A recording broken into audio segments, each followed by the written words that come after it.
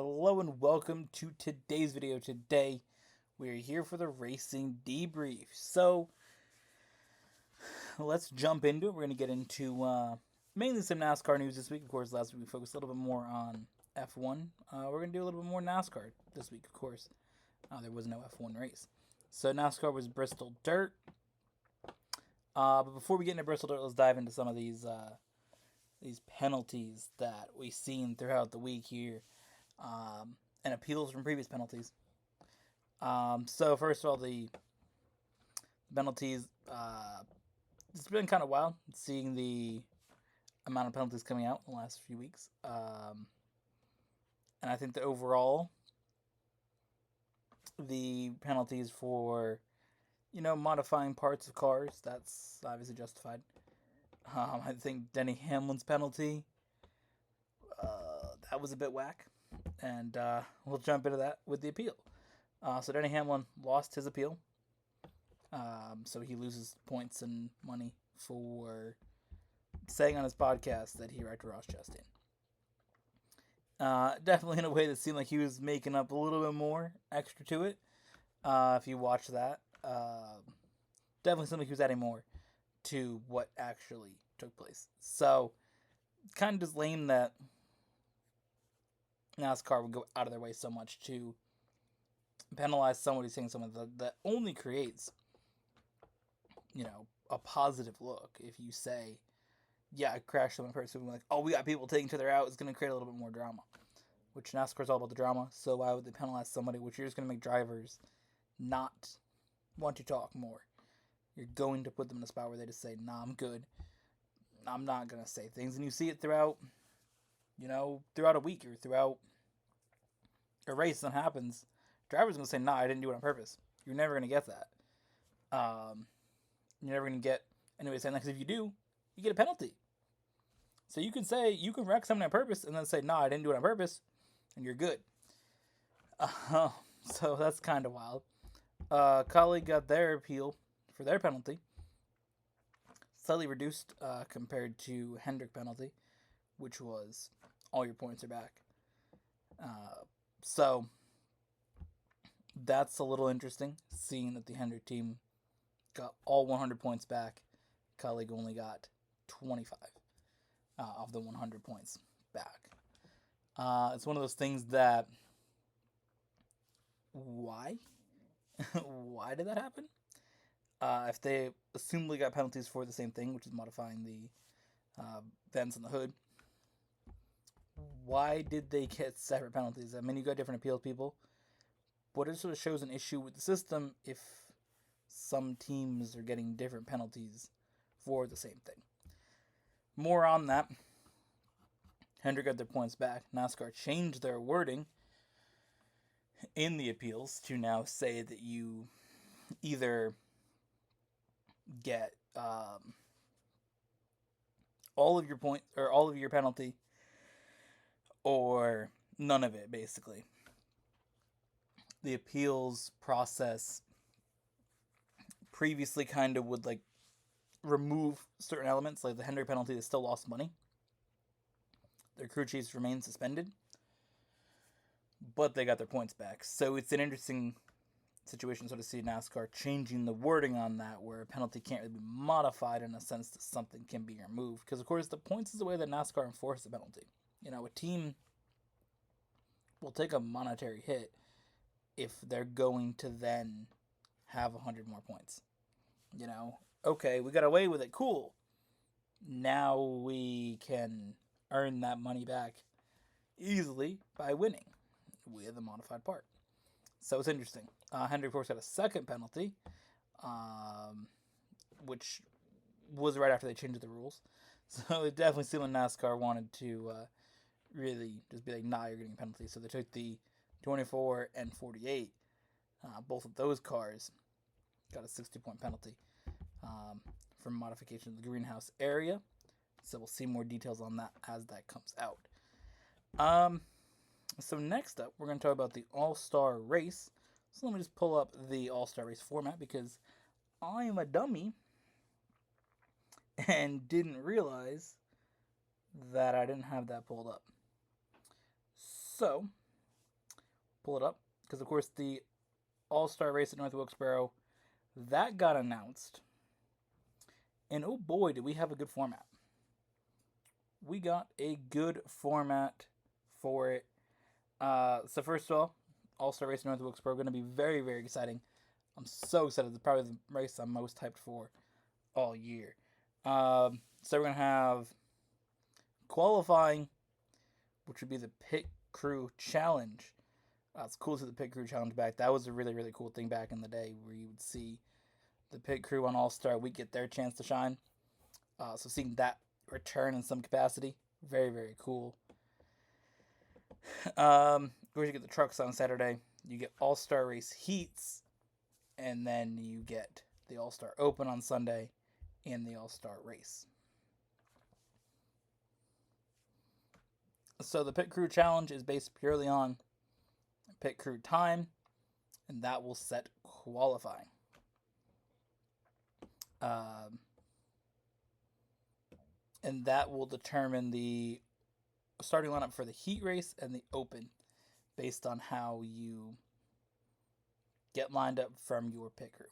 So if your pit crew does a fantastic job and they're the fastest on the pits, you get pulled for your heat.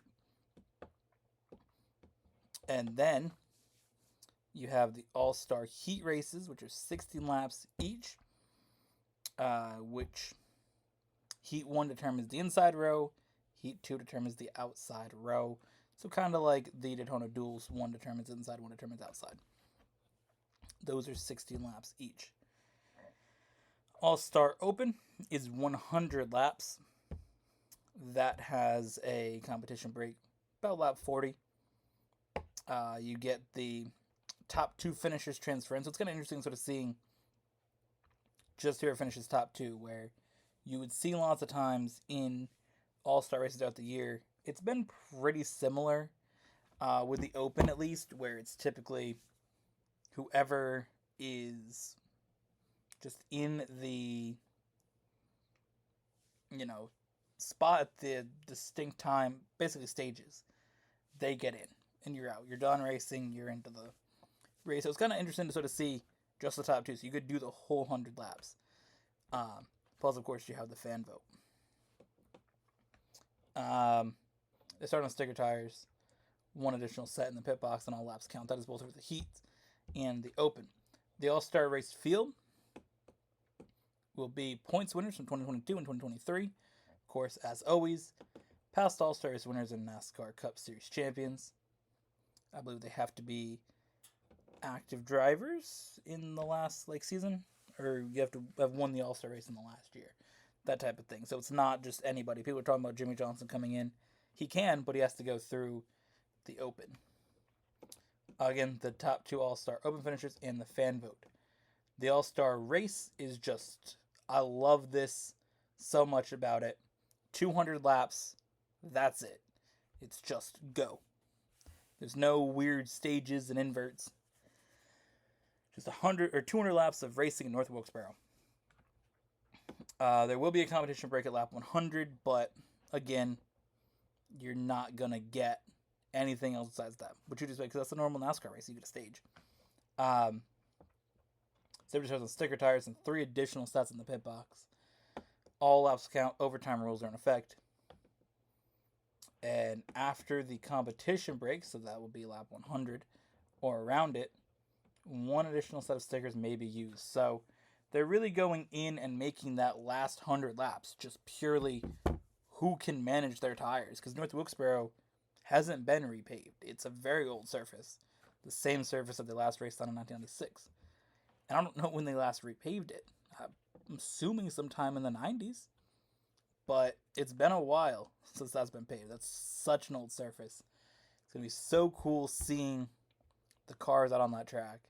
So excited. I'm looking forward to that. Man. That's going to be absolutely brilliant. Again, a lot of this is ideas that Dale Jr. had, so it's kind of cool to see his ideas out there, what he wanted to see for the All-Star Race. And I think a lot of fans wanted to see it. People want to see just racing in North Wilkesboro. And that's the best way to do it. You make it an All-Star Race, And if it works out fantastic, I see that becoming a points-paying race. You can move the All-Star race to different tracks. I think that's what they should do anyways. SMI obviously wants to control the All-Star race because they have had it basically forever. So put out different SMI tracks each year. Move it around. But North Wilkesboro, I could see getting on the schedule. If not, it keeps the All-Star race for a few years, but definitely see that as a potential. Other things, of course, talking about historic NASCAR things, we have the top 75 list. I'm so excited about this. I love the idea of celebrating drivers throughout the sport. And of course, this is what the NBA did in their celebration. Of course, the idea kind of came from the NBA doing their top 50. They did theirs in 1997. NASCAR did their top 50 in 1998. NBA expanded on theirs in 2022 for their 75th year, so NASCAR is doing the same. Very, very cool to see when a sport just says, these are our best. But I like it that they're not ranking it. You know, a sport shouldn't get involved with who is the best. They shouldn't get into that debate. That's for the fans and analysts to decide and discuss. Who do we think is the best driver? Who do we think is the best basketball player? That type of thing. So, seeing that, as I'm recording this, they announced the first driver because they're keeping the top 50 from 1998. They reintroduced them a few days ago, and then they said, we're going to go through every day until the Darlington race, which is the throwback weekend. So 25 days, one driver day will get announced on that list. So first driver they announced was Tony Stewart, which, I mean, you can kind of expect that anybody's going to be a champion since 2000 to now, because that's the first time there's a champion that's not on the list, is 2000. So anybody from 2000, that's when Bobby Labonte won, up until last year with Joey Logano winning. Anybody in that range has won a championship that hadn't been on the list before, which is all of them. Those drivers will get on to the list. You know, you can expect to see those drivers. I think the only driver from 2000 on that was on the list was Jeff Gordon, winning 2001. But outside of that, it's all drivers that are not on the list. So seeing Tony Stewart on it, you knew it was going to happen, obviously, but it's just so cool. Tony Stewart, for me, was, you know, one of my favorite two drivers. Tony Stewart and Kevin Harvick were always my favorite drivers. I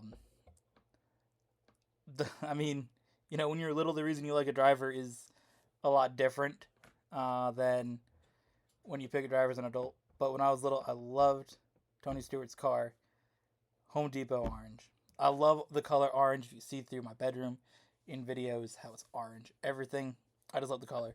And that's why Tony Stewart is my favorite driver. I don't even know why Kevin Harvick is my favorite driver. I have no idea. I can't even think of why. But those two always are my favorite. So, Tony Stewart being on there, kind of having it come out today that he was on that list, seeing the achievements ranked and brought up, was just so cool to see. Because, you know, you look at that top 50 list, and there's guys that most of them I've never seen race. Again, outside of Jeff Gordon being on it, I haven't seen anybody in the top 50. So in the top 75, because it's going to be really, really cool to see. And again, seeing a driver that I grew up being a fan of on the top 75 list is so cool. I mean, we got Tony Stewart things. We got a picture over there from him winning the Brickyard, probably, 2005, maybe. I'm going to guess around that time. Climbing the fence. Got 2005 championship. Little trash can over there. I got 2002 one in my room. But it's so cool to see the things that have your favorite driver on it, and then, you know, to see one of your top two favorite drivers on there is so awesome. I'm sure it'll be the same when Kevin Harvick gets announced on it, how awesome that will be. I'm so excited to see who else gets on the list, but I'm interested to see who gets on it outside of the champions. Because, you know, you can go through the list of everybody that's won a championship. Again, Bobby Labonte, Tony Stewart, Matt Kenseth, Jimmy Johnson, Brad Keselowski, Kevin Harvick, Kyle Busch, Kurt Busch. I'm going to Kurt Busch in there.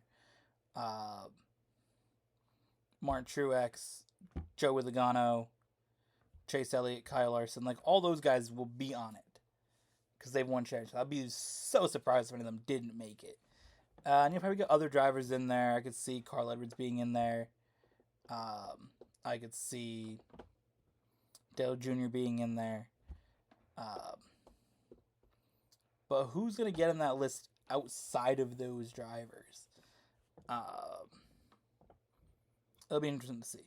And when I did say the top 50, that Jeff Gordon is the only driver that I've seen race, I was kind of thinking of champions. I mean, I wouldn't have thought of it after. Like, there's a lot of the drivers I see when I was younger race, but we don't need to get into that. But again, the ones that I listed, those will probably be the ones that you'll definitely see on there. But it'll be interesting to sort of see who they put in there outside of those champions. I mean, who else could you put on there? Because again, that's a good close to 15. I mean, I think you got to go with a truck driver. I think you got to get somebody from trucks. Because again, trucks weren't really that far into their existence, but I think somebody like Ron Hornaday will get in. I mean, his truck stats are insane. So I don't see why he wouldn't be in there. Again, it's not a Cup exclusive list. It's NASCAR. And I could see them going with truck and Xfinity as well. Again, Xfinity in the last 25 years are pretty much dominated by Cup drivers until like the last 5, when they really started banning that. But I mean, the trucks, I can see Ron Hornaday getting in, put it that way. Well, now that we've spent 15 minutes on that, let's jump into Bristol Dirt. We only got a few things to talk about. First of all, is the Choose Drone. I thought the Choose Drone was a very, very cool addition. A lot of the drivers seemed to be fans of it. You had Chase Briscoe and Joe Logano talking about how they would like to see that maybe at more tracks, or introduced at night races, things like that. I think the Choose Drone makes sense. It's cool to see the camera shot from it as well when the drivers are choosing, because normally you see it from like a camera kind of far away, so you can see it right as the drivers go underneath it. I think it makes sense. Obviously, it was an experiment to get the choose rule in at Bristol, because the choose rule they introduced everywhere. Before this season, the choose rule was not at super speedways or road courses or Bristol Dirt. So it was at everything else besides that. All your other tracks basically besides those. So this year they said, no, we're doing it at super speedways, we're doing it at road courses once they figured that out. And they said, okay, well, we got to do it at Bristol Dirt. And the Choose Drone makes sense. It's kind of cool. Kind of see a little drone flying out with a little orange box on it. Why not? We'll be interested to see if that does stay. I think there's been a few things NASCAR's done this year that you could see introduced more. I think that the Choose Drone is a good one, and I think that no stages or no stage breaks like we've seen at Circuit of the Americas is absolutely brilliant. So those are two things that I really like that they did this year. Main takeaways from the race, we had Ryan Preece and Kyle Larson. Not really sure what that was about, if I'm honest with you. Ryan Preece got slightly bumped in the wall by Kyle Larson, so he thought, well, I need to go drive through him now. It's just Ryan Preece doing normal Ryan Preece behavior. Not really anything to say on it. I think that Ryan Preece is one of those guys that thinks he's him, but runs 25th normally. So, I mean, you do you, but I didn't really think much of it, basically, is what I'm saying. Ryan Preece did not impress me with that at all. I think there's certain ways you drive, certain ways you race. And for a guy that talks about that lots of times, doesn't really make sense to me. But again, he normally runs 25th, so we won't probably see anything else from that. Chris Arrell winning, that was cool to see. Joe Gibbs racing first win of the year. That's quite cool. Good to see the team getting a win. Cool to see the 20 car winning. Again, we were talking about Tony Stewart earlier, so cool to see that number having some success last year and this year. It's really good to see that.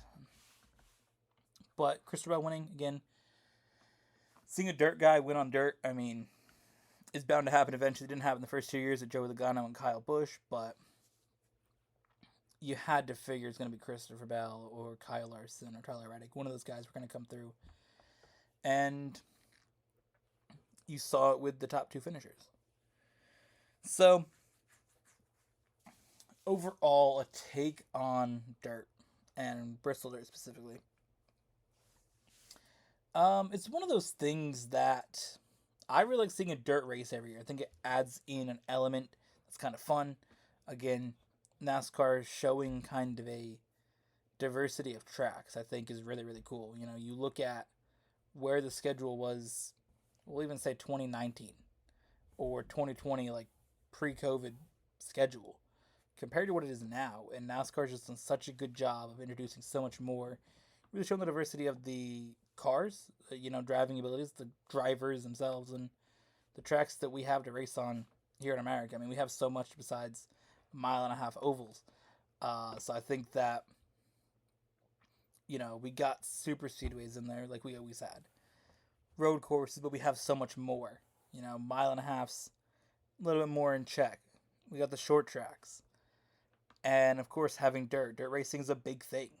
A lot of people are into watching dirt racing. A lot of people are into doing dirt racing.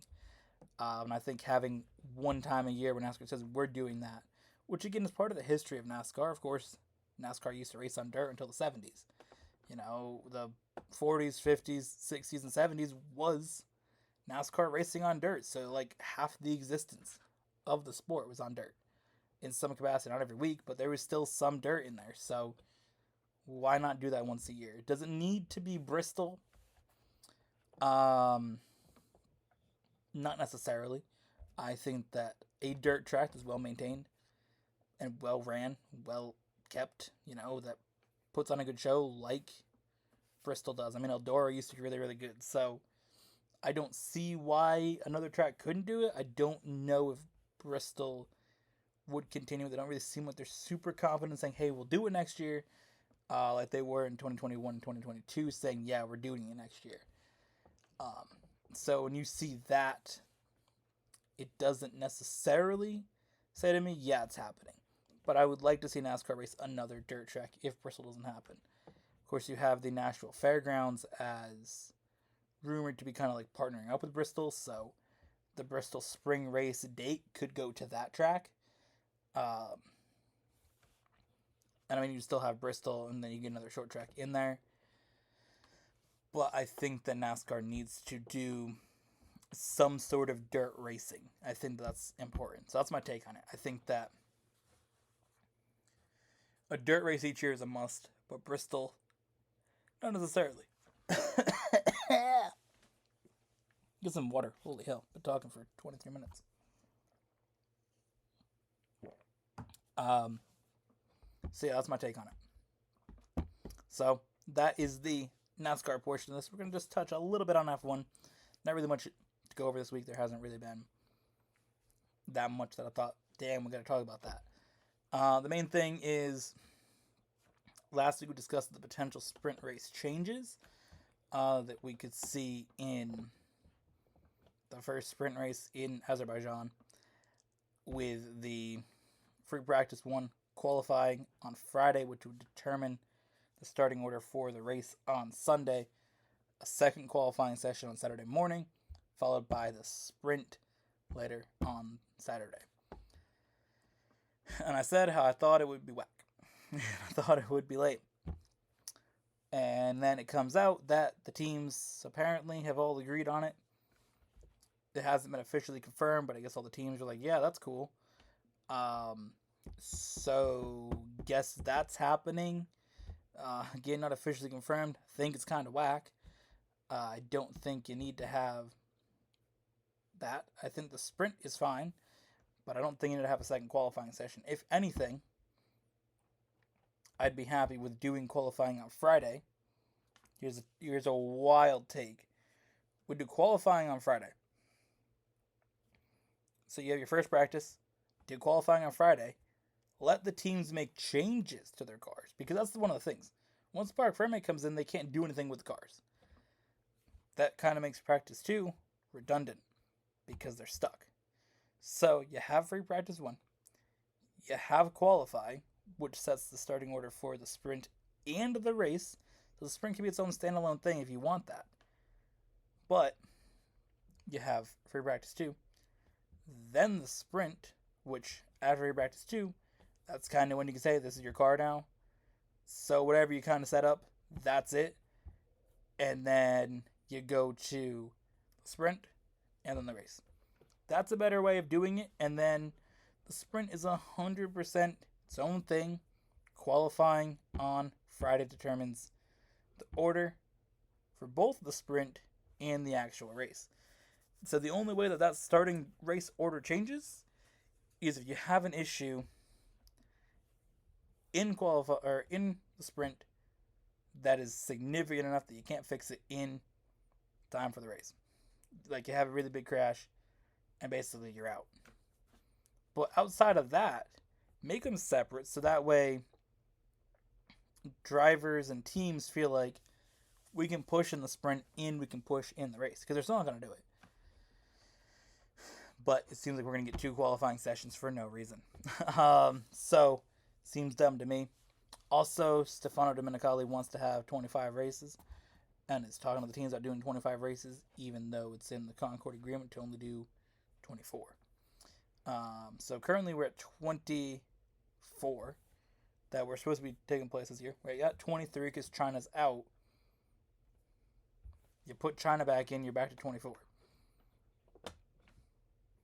So, what's going to be that 25th spot? You know, like, you have South Africa that you're talking about. You're talking about doing a street race in Seoul. You're talking about doing South Africa. People want Germany to come back. People want Malaysia to come back. But the calendar's full. Saudi Arabia wants the second race, and they want to own the series. That's 6 tracks. But there's 1 spot. There's actually 0 unless they get the teams to agree to another race, which the teams don't want and the drivers don't want. I don't know. Let's go throw it out there. It's going to be a bit of a meme if they add more races in. Either way, that's the video. Hope you guys enjoyed, and we'll see you guys in the next one.